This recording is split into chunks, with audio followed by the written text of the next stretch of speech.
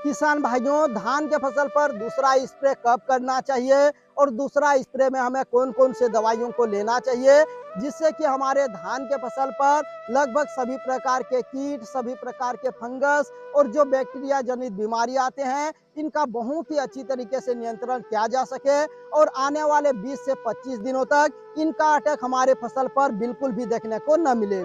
तो किसान भाइयों, इस समय आपको स्प्रे करना चाहिए बायर कंपनी की सोलोमन कीटनाशक या बायर कंपनी की फेनोक्विक कीटनाशक।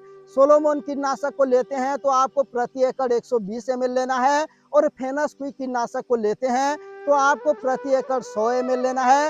इसी के साथ आपको फंगिसाइड के रूप में लेना है सिजेंटा कंपनी की अमीस्टा टॉप फंगिसाइड या अडामा कंपनी की कस्टोडिया फंगिसाइड।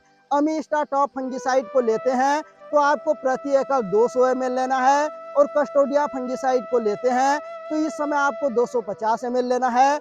इसी के साथ आपको किसी भी अच्छे कंपनी का एंटीबायोटिक लेना है, जैसे कि बायोस्टेट कंपनी का जो बायोमाइसिन आता है, जिसमें कासुगामाइसिन 3% एस एल्फार्मो में आता है, इसे भी ले सकते हैं। नहीं तो आप वेलिडामाइसिन 3% जो कि एस एल्फार्मो में आता है, इसे ले सकते हैं। इसके अलावा आप जो स्टेप्टोमाइसिन सल्फेट और टेट्रासाइक्लिन हाइड्रोक्लोराइड का कॉम्बिनेशन आता है, इसे भी ले सकते हैं। तो तीनों में से किसी भी एक एंटीबायोटिक को ले सकते हैं। बायोमाइसिन को लेते हैं तो आपको प्रति एकड़ 300 ml लेना है। वेलिडामाइसिन को लेते हैं तो आपको प्रति एकड़ 350 ml लेना है और स्ट्रेप्टोमाइसिन सल्फेट को लेते हैं तो इस समय आपको 15 से 20 ग्राम प्रति एकड़ लेना है और 200 लीटर पानी में मिलाकर के स्प्रे कर देते हैं तो आपके धान के फसल पर लगभग सभी प्रकार के ब्लास्ट, कीट और जो बैक्टीरिया जनित बीमारी आने वाले होते हैं, उनको बहुत ही अच्छी तरीके से नियंत्रण कर लेगा और लगभग 25 से 30 दिनों तक आपके फसल पर बिल्कुल भी आने नहीं देगा।